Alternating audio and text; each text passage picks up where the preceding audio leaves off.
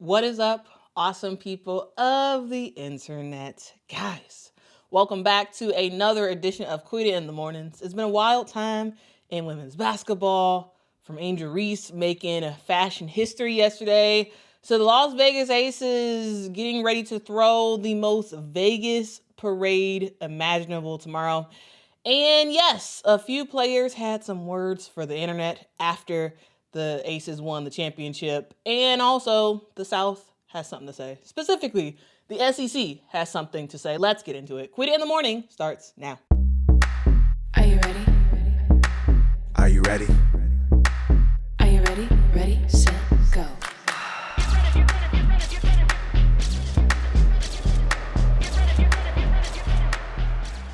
Angel Reese just made history again, not on the court, but on the runway instead. The Chicago Sky forward became the first professional athlete ever to walk the Victoria's Secret fashion show. Yes, the Victoria's Secret fashion show, you know, the lingerie show that dominated viewership for years in the early 2000s before basically being canceled in 2019. Well, they returned last year in 2024 with the likes of Gigi Hadid and Tyra Banks. And in their second year back, they asked the newest it girl, Angel Reese, to strut her stuff on the catwalk. Victoria's Secret announced Angel's appearance last week, stating, quote, "Angel Reese, welcome to the runway, the first professional athlete, Angel." Major is an understatement. And yeah, when you think about it, major really is an understatement. In just a few years, Angel Reese has gone from a social media breakout star to an NCAA champion to a two-time WNBA All-Star to a Vogue cover star, a Met Gala guest twice. She has her own successful podcast. She has her own successful shoe line that when originally went out, it sold out. Like that. And now, official Victoria's Secret Angel. This is what it looks like when an athlete turns into a cultural icon. And that's exactly what Angel Reese is. Yesterday in Brooklyn, during the show, she debuted two looks, a soft pink rose set, and then the moment, the silver and white wings. Now, if we rewind back to 2024, Angel was actually at the Victoria's Secret fashion show, and she was actually in the audience. And last year, she said, "Hey, I'm going to walk that runway, mark my words." 1 year later, well, she's center stage, wings and all. She said, quote, "It's a surreal and full circle moment. Just last year, I was in the audience manifesting being on that runway, completely inspired and in awe of all the powerful women walking down the runway. And now I get to return as an angel. This will be an unforgettable night that I'll forever be grateful for." Now, while Angel Reese made history as the first professional athlete ever to walk in the Victoria's Secret fashion show, she wasn't the only one. Two-time Olympic gold medalist Suni Lee also made her first appearance on the catwalk as well. Now, this is not just a cool photo op for Angel. For years, the Victoria's Secret show was known for its unrealistic but captivating looks on the runway with models, who had typically the same body type, same look, same idea. But eventually, interest decreased on the fashion show. The Me Too movement era came, and there were allegations that swirled around the show, and it got canceled. Now it's back. And I gotta say, this relaunch feels different. One of the first angels to mark this new era of the fashion show is not a model, or at least wasn't originally a model. It's a WNBA player. This is different. This is a moment that, in a lot of ways, is great for Angel, but also for Victoria's Secret as well. Angel said it best. She hopes to inspire women everywhere to dominate in their field and chase their goals outside of it. And Angel for sure has done that. From hoops to heels. Yes, she sure can wear heels. She's showing that women's basketball players can walk into any doors they really want to. And yesterday, the WNBA's Angel Reese officially earned her wings.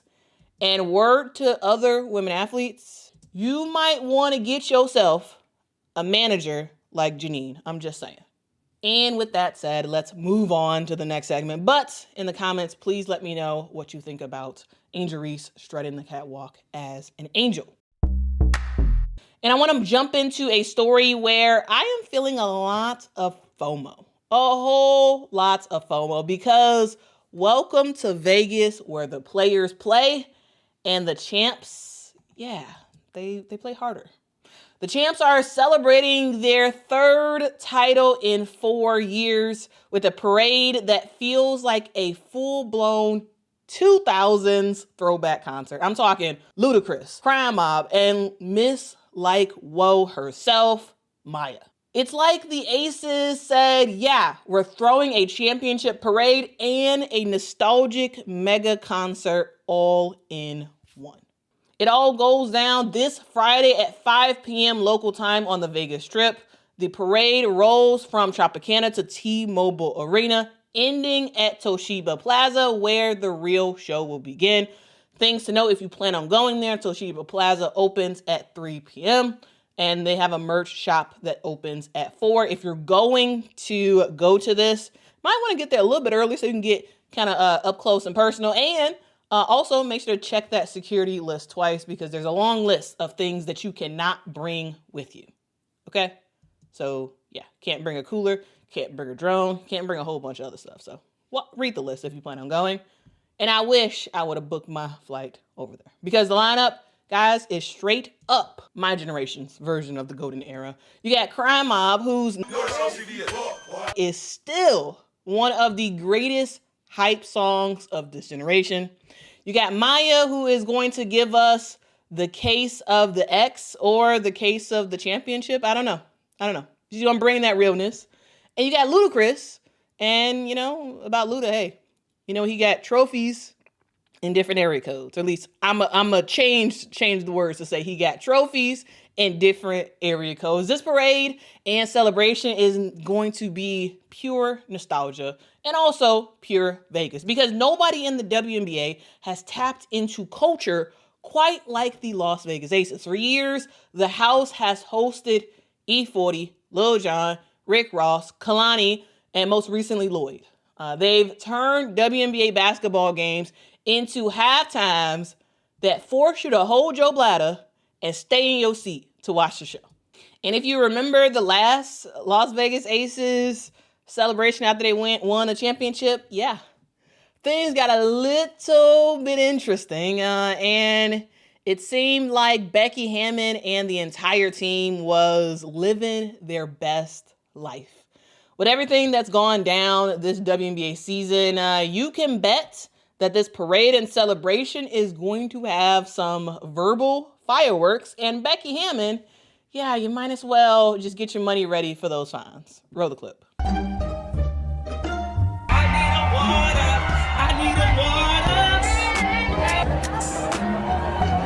Nope, I got it. We so appreciate the support in Las Vegas. They keep telling me who's a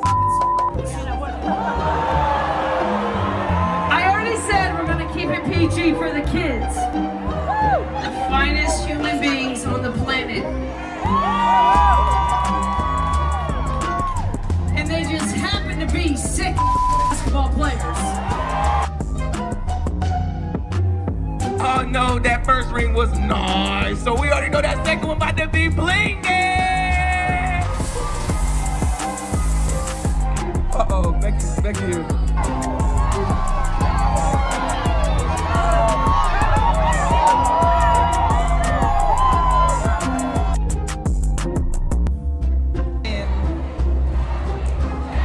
Thank y'all.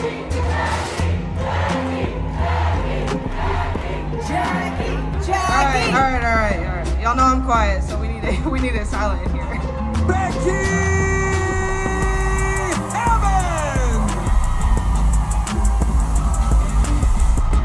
And also, I think that tambourine that Asia was playing after they won a championship, I think that thing is coming back. And also, shout out to Asia Wilson with the new hairdo. I love it. Anyway, I do think that Tambourine's going to make an appearance, and we'll see if there's a lot more tambourines to be had than just one. I'm just saying.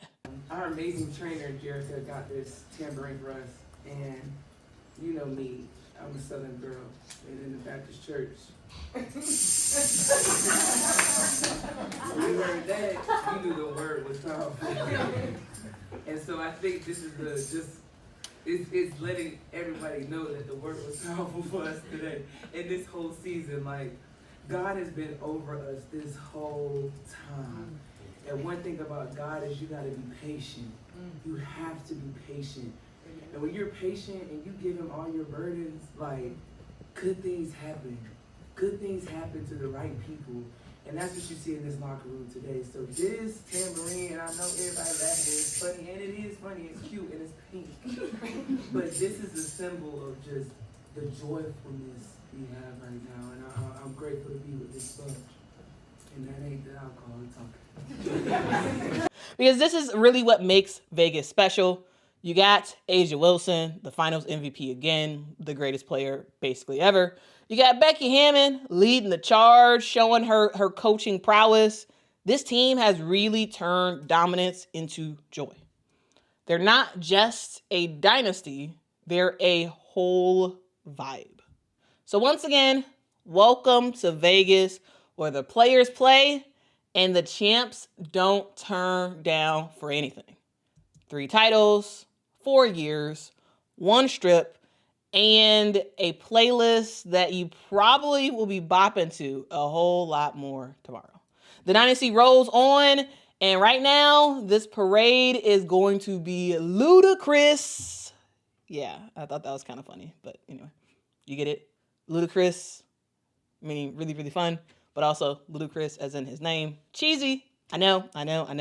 Very, very cheesy and lame, but I gotta do it. It'd be worse if I was live, because I'd be cracking up laughing because I wrote this a while ago and I was like, Anyway, moving on. Because after the championship lights fade, the timelines light up. I mean, the timelines always lit up. And I'm specifically talking about Dana Evans, guard from the Las Vegas Aces, formerly of the Chicago Sky, and now 2-time WNBA champion. She recently said, y'all, I got time today, and was multitasking, basking in her championship glory and clapping back on people. Some people which have been talking trash about her all season. But this isn't just about Dana tweeting something spicy, right? It's about how rough social media really has become for WNBA players.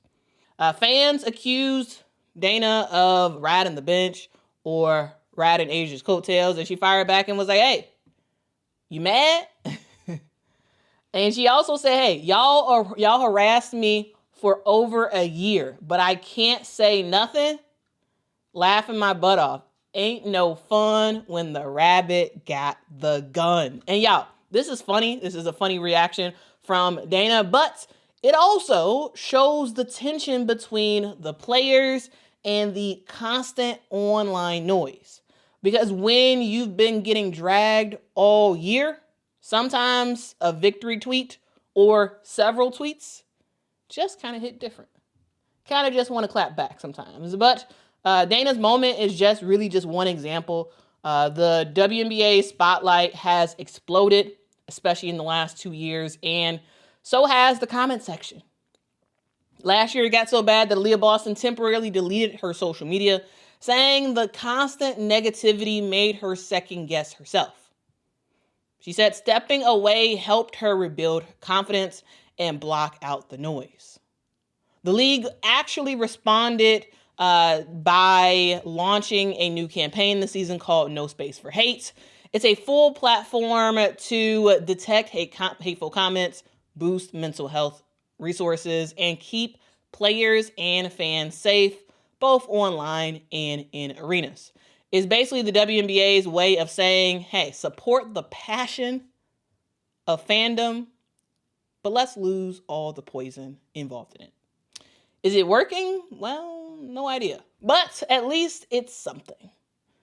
All right, and we also recently heard from Kia Stokes, another champion, Aces center Kia Stokes, who originally was a starter for the team, but eventually came off the bench to the point where she wasn't playing very many minutes, but she did play a couple of times in the finals and was impactful in the couple of seconds that she had on defense. She recently opened up during her exit interview. Shout out to Callie Finn for the question. She opened up in the exit interview about social media hate and how that messed with her confidence and how it's just toxic and bad for players. Here's specifically what Kia Stokes had to say. I mean, I don't know another way to say this besides being blunt, but like social media is terrible, and it's really hard to feel good about yourself when you have people constantly just tearing you down. You know, fans or not fans. Social media is great because you can be connected to everyone, but I think it just lets people kind of just like talk out their ass too much. And so that was really frustrating. So for me, I had to just take a break and just control what I can control, right? Like I can't control what anyone else says or what they do or what they say, but I know how I can respond and how I can react to that. So that was kind of my focus, and just really leaning into my family. That was really big for me. They're always in my corner. And yeah, I really need this mental reset. But as far as like my role, like I said, I love to win. I love to win a lot, and whatever the team needs me to do, I'll definitely do it. As you know, not a big issue if I'm playing 0 minutes, playing 38 minutes. You know, I want to be part of a team, and I think one thing that people really don't see is how much work goes in to like our practices, our film sessions, or they don't see my role necessarily. They see that I'm not on the court, right? They see I'm not in the games, but they don't know I'm talking to Liz, I'm talking to Asia, I'm trying to be in their ear. Like there's so much more to a basketball team than just the players on the court. And sometimes it's frustrating when you aren't able to like express that. But yeah, that's just kind of my mindset. And like I said, whatever I need to do to help my team win, I'm definitely going to do it. Now, the point of me talking about this is that I want to talk about the fact that these are real people. These are not avatars. These are not internet people. These are real people with real emotions. And the weight of constant criticism doesn't disappear when the buzzer sounds. Now, yes, did these players kind of sign up for it by being a professional athlete and being in the public spotlight? Yes. But also, think about yourself and if you had to deal with that. So yeah, Dana might have been petty online, right? But she's also human. And that's what we're seeing. We're seeing a double-edged sword when it comes to the timeline. Social media, in a lot of ways, helped to build the WNBA's visibility. But also, it's doing some major damage by burning some of the players in the spotlight. All right, and finally, the thing I love to talk about, the thing I'm excited to talk about, is the fact that college hoops, y'all, is back. The SEC Media Day brought some awesome quotes because we've talked about fashion, we've talked about parades, the drama of social media. So let's kind of end with a conversation about on the court, or at least close to the court. Because college basketball season is officially upon us, and the SEC women's basketball programs had their media day. And y'all, while I haven't been able to go through everything, I do got some quotes because some of the quotes was quoting. I want to talk about it, okay? So let's talk about SEC Media Day. First of all, Coach Yo, I love the suit. I thought it looked fantastic. But Coach Yo of Ole Miss, she talked about recruiting Cody McMahon from Ohio State. And the surprising thing that she said is that she said that recruiting Cody McMahon was, quote, probably one of the easiest recruiting experiences ever. She told Cody, you can go somewhere else or you can come here and we can do something special together. 2 weeks later, Cody called back and was like, Coach, I am coming. That's it. No drama. No 15 visits, I should say. Just basketball and belief. Cody later said what sealed it was how much Ole Miss cared about her as a person, not just a player. Because in this era of NIL chaos, that's a refreshing headline in a lot of ways. Because connection, y'all, it still matters. Still matters. Next up, let's talk about LSU and Flau'Jae Johnson, who talked about uncomfortable leadership. She kept it real about leadership when she said, quote, "I love everybody and I want them to love me back. But I've learned you got to have uncomfortable conversations when you become a leader." She admitted that she didn't even want that role at first, but now as a senior on a team full of new faces, she realized that, yeah, if she doesn't lead, well, nobody will. That's growth. That's maturity, because winning in the SEC is not just about talent. It's about chemistry, and it's about leadership. And Flau'Jae Johnson is definitely stepping into that role. Now, my Lazy Fool Wally did talk as well. I'm going to talk about her probably tomorrow because I want to do a deeper dive on what she had to say. Also, I want to talk about a familiar face that we have seen back in the SEC. Former Lady Vols head coach Kellie Harper is now at Missouri. She said the SEC feels like home and that she wanted to be a part of the best. And y'all, Kellie is feeling at home already. She's called it a home run hire in getting her staff. And you can tell, yeah, she's hungry to prove herself again. And Missouri might just be the best spot for her to grow in a great league, but also in the back a little bit. I think it's going to be really interesting to see what she can do in the 3, 4, 5 years down the road for Missouri. Now, of course, we have to end our SEC talk with the Dawn Staley. She was asked about revenue sharing. Remember, guys, this is the first year that rev sharing is a thing in women's college basketball. And she said, quote, "You got to be creative in this space. I don't overpromise. If it's all about the money, they're a lot cheaper the second time around." And yeah, translation, South Carolina is going to stay solid. And they're not going to be joining any bidding wars. So when they lose out on the hottest freshman or the hottest transfer, just know why. Because Dawn says she's not running up the price for this player. And, you know, Dawn does pretty much know that when it comes to her coaching, it's in heavy demand when it comes to players. And these players, while they may say no initially, they very well might be circling that block and coming back and being like, "Hey, Dawn, I know last year I said no and that I wanted more money, but I'm willing to negotiate. I'm willing to take less money," right? And in a lot of ways, this is a classic Dawn, right? This is what I love to see with Dawn Staley, because Dawn Staley is going to give you realness and she's going to casually flex on you with a whole bunch of truth behind it. And that's basically what she did in that quote and what she did really in that whole press conference. Like, it's real talk, always, right? So with that being said, college basketball is back. And so I, for one, am excited to talk about what's next for the SEC. From Dawn Staley to Flau'Jae Johnson to Cody McMahon, y'all, the South has something to say, always. And I am here for every minute of it. So that was 4 stories. And this has been Quita in the Morning. This is a live stream, so I'm gonna be back in a second as it's lighter out to get you all's feedback on this style. I really wanted to make a different style that was a little bit more faster paced, a little bit more going to various topics, and I want to get your feedback on it. But this was it for the real version of Quita in the Morning. We got Angel Reese's Runway appearance to the Aces parade, from online chaos to the SEC tip-off. Women's basketball is everywhere right now. I'm Quita. Thanks for watching, and I'll see y'all next time. Actually, no, I'll see y'all in a second, because I'll be right back. All right, here's real-time Quita. And like magic, here I am.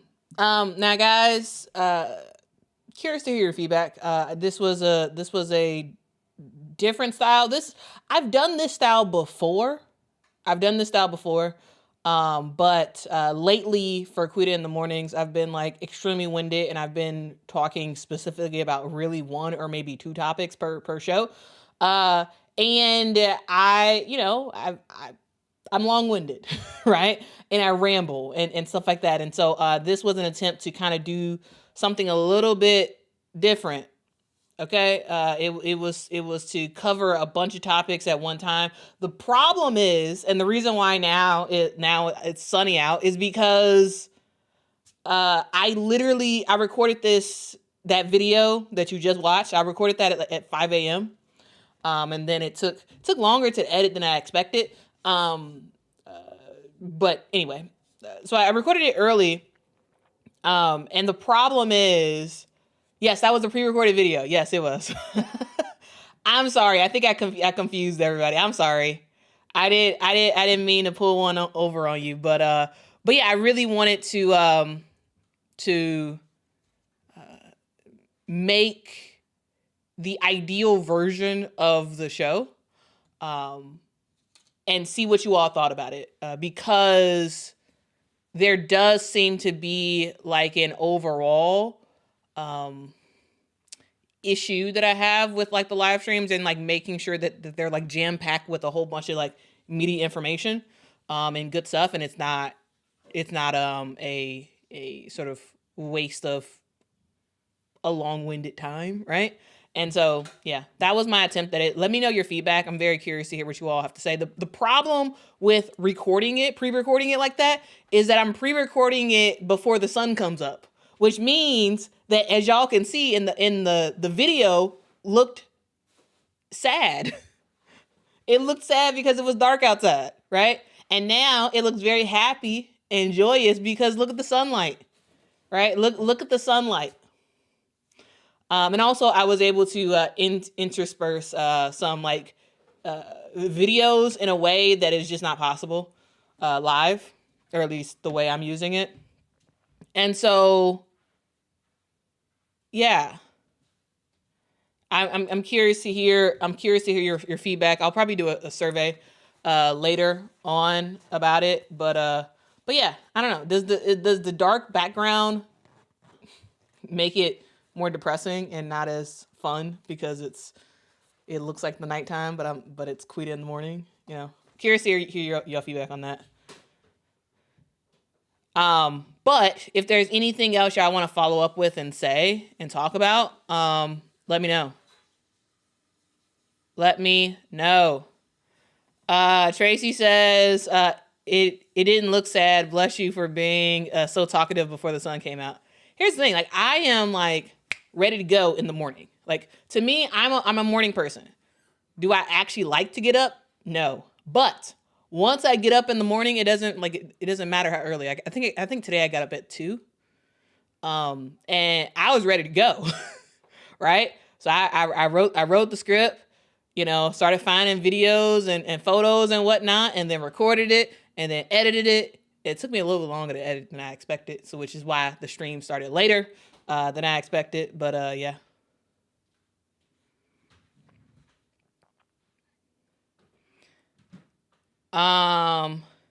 Yim says, nope, I didn't pay much attention to the background. I love the graphics and editing. Tisha says, I can say that I didn't notice that it was pre-recorded. Oh, good to know. Good to know. W. Brazil says the transitions were on point. They were. I tried my best on those. But yeah. Yeah, I mean, here's the thing. I just wake up. When I wake up, I wake up. And so a lot of times I'm just on my phone dilly-dallying. But today I was like, oh, no, I'm up. So let's go. Let's go and let's get it cracking. Okay? Because I went to sleep yesterday knowing that I wanted to talk about a whole bunch of stuff, but I wasn't sure how I was going to be able to get to everything live because y'all know me. And so when I woke up, I was like, oh, let's execute on this plan I've been thinking about for a long time, which is like quicker, pre-recorded type of deal. And so, yeah. Anyway, I don't have anything to really follow up on in terms of like actual like meaty stuff, unless you all had something that I talked about that you all want to talk about. Let me know.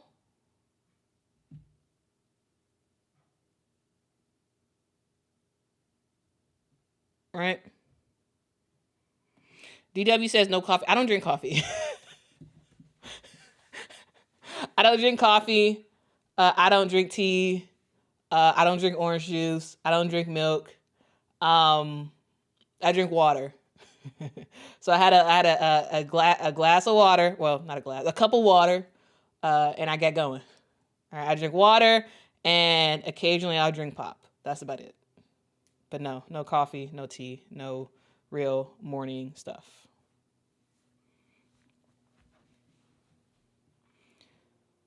D says, good morning, Quita. Your content, knowledge, and delivery are so great that I never noticed the background. You are my favorite. Oh, thank you. I appreciate that. Thank you so much. Thank you so much for your support. Okay. I appreciate you.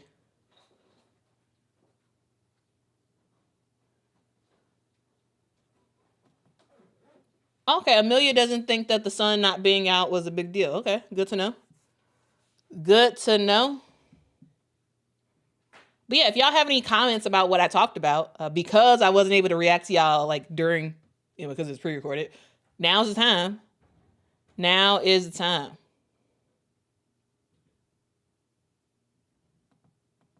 I appreciate it, Green Thumb. I appreciate it. WB says, this is why Quita can't live in the South. I was weaned off of milk onto coffee. Well, when I was little, coffee gave me a headache. Whenever I was around somebody who drank coffee, it's the smell of it gave me a massive headache. And then also, I was told that coffee stunts your growth. And I think it was originally as a joke to keep kids from drinking coffee. But one of my family members told me that one time, and I thought it was real.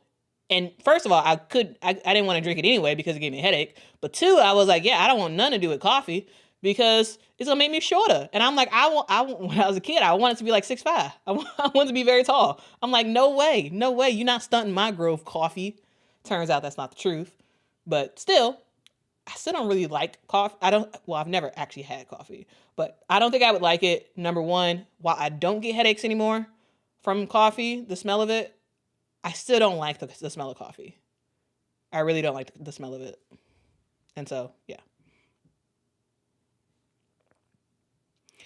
Ooh, Tisha, fantastic question. Says, do you think Dawn is making a mistake sticking to her vision and blueprint despite the outward pressure to evolve? I say no. No, I don't think she is making a mistake. Now, do I think other players or other coaches might make a mistake by not going the money route and just paying these players what they want and whatnot? Sure. But Dawn has, now that this era of money, now that that's the era for women's college basketball, Dawn has already built up her reputation. And players already know that you are going to Dawn because Dawn Staley is going to coach you up. You are going to have a significantly higher opportunity to go to the WNBA and actually make it in the WNBA. And you have the ability to really evolve and grow. Dawn Staley, the get for South Carolina, like the real nugget to get people to go there it's not money. It's not even attention. Because if you want attention, if you want fame and you want money, you don't go to South Carolina. You don't. You just don't. You go there for Dawn. And so because Dawn is such a huge catch, I don't think she has to go into bidding wars or do anything like that, because why? Why would Dawn have to do that? I mean, the brand of Dawn Staley is the highest of the high, right? It's like her and Gina Oriema are like at the top, at the tippy top, right? And then you add in Kim Mulkey up there, and then there's basically everybody else, right? I don't know. I don't think Dawn has to evolve, but that's a fantastic question because that's a thing that a lot of these other coaches, yeah, they got to think about. They got to think about, should I just pay what they want? right? Because I need top-notch players, and I might not get it if I'm not going to pay, right?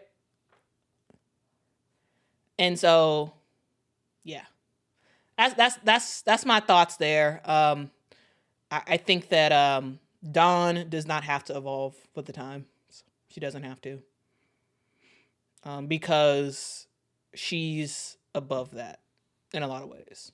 She's above that, and if it starts to negatively affect South Carolina, I mean, we won't see it for another 5-6 years, you know. But right now, basically everybody coming in has a gigantic respect for her, right? And so, yeah, that's the thing. Here, I'll actually pull up the fuller quote of what Dawn had to say about rev sharing and NIL and all that good jazz.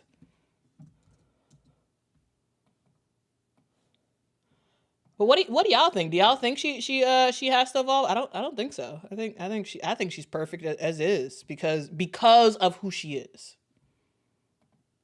Now I think Dawn is in a very unique place in that, because culturally, that lady she's in a great spot. Like in terms of like people who know the name Dawn Staley and like the name Dawn Staley. You know what I'm saying? And then also, she is a really good developer of talent. And so that's a thing as well. And so here's the statement that Dawn said. The question was her thoughts about how revenue sharing is impacting recruitment. And she said, as of today, we have one. But I'm okay. I think rev share is impacting everyone on different levels. You got to be creative in this space. I certainly don't overpromise when it comes to rev share and NIL. I'm only going to spread it out with what we have, like in hand, not necessarily trying to go out and get it. She said you lose some recruits in that regard. If it's all about the money, right, they're a lot cheaper the second time around. I love that line, number one. So I'm okay with letting them go. And of course, she smiled while she said that. She says, I do think we've got a quality program that produces pros. When you are at a point in your career as a young person, when it becomes the priority, like really the priority, we always get a look the second time around. I'm okay with that as well. So that's the fuller quote that Dawn Staley had to say. And honestly, yeah, I mean, she's totally right. Like she is in a different position than everybody. She's in a very different position. Okay. D says Angel is phenomenal. Go Aces. I would love to see the parade. So for the last time I watched in 2023, I watched the Las Vegas parade live on YouTube. There was a local, I forgot the station. It was a local TV station in Las Vegas that was there, and they live streamed the whole thing. And so I'm assuming that's also going to happen this year. Now, I gotta say, I don't know. I don't remember the station. But there was a station last time that did live stream it. Right? There was one that live streamed it, and we'll see if they live stream it again this year. I think they will. Like I plan on watching it live tomorrow because I'm off tomorrow. Remember, I took off the whole week because me and Mama was going to go to the finals, but you know, they didn't happen. It ended in 4, but whatever. I've been enjoying my time off. Literally just doing whatever I want to do. It's been fun. But unfortunately, I cannot get too used to this, okay? I can't get too used to just needing to wake up and just talk about basketball and then think about other topics I want to talk about when it comes to basketball. And it's just literally all week, all I've been thinking about was basketball. And it's been glorious. But I got to get back to work next week, so... So tomorrow, I'm watching the Aces thing. And then we'll get back to our regularly scheduled program of Team No Sleep over here. Because I've been getting sleep this week. Which is absolutely fantastic. Rare, but fantastic. Oh yes, Tulip. Yeah, Portland. Is it official? I've seen people say who's gonna be the new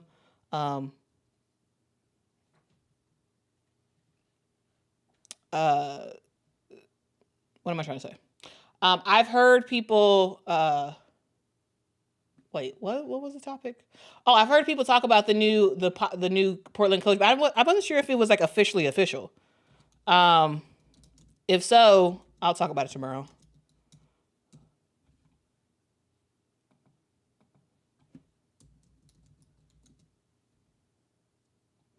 Yeah, I wasn't sure if it was official because it's not on. I've seen news outlets put it out there that Alex Samara is going to be the new head coach for Portland, but I haven't seen it officially official. Like meaning they have not put it on their social media yet. But shout out to Ashley Battle. She now is working for the Portland Fire. But yeah, that's why I haven't talked about it yet. Olivia says, me taking a swig of coffee during this, that's hilarious. Henry says, talking women's sports is Quita's energy drink. Yeah, it is. It is.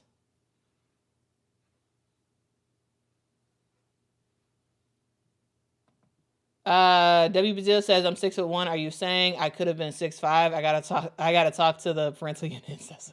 That's hilarious.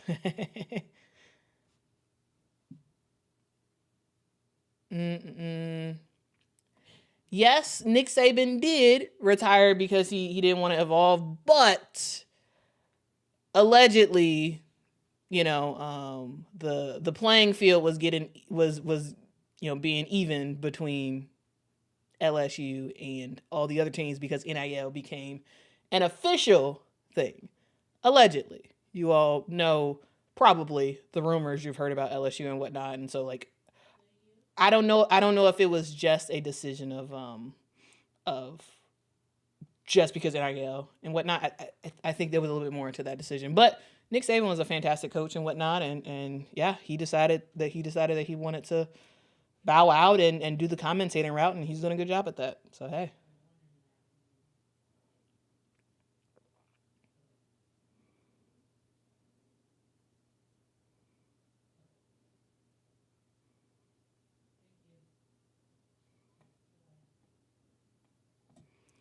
LL Kune says, if you want attention and fame, you go to LSU. If you want to win and have a long WNBA career, you go to South Carolina.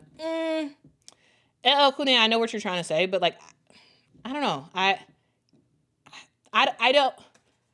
disagree with the premise that I think some people give, that LSU is just attention and fame.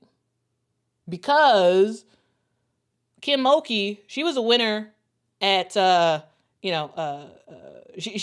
was a winner before she even went to LSU. She was a winner at Baylor, right?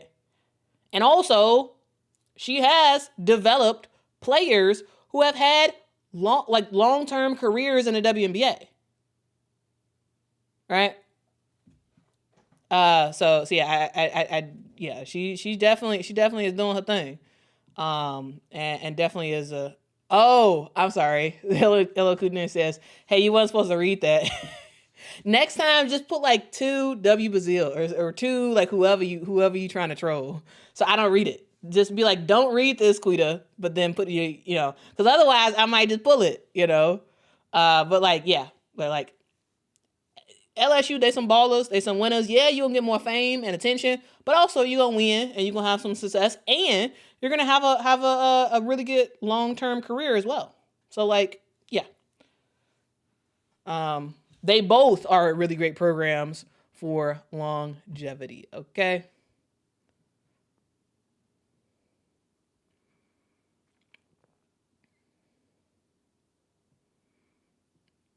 Let's see. Ronald says Saban could have pulled it off, but probably didn't want to learn to deal with it like Dawn has. Yeah. And for the record, El Kune says, I was joking completely, guys. So don't be like, see, El Kune hates LSU. Don't be like that. She was trolling. Okay, she was trolling. Okay.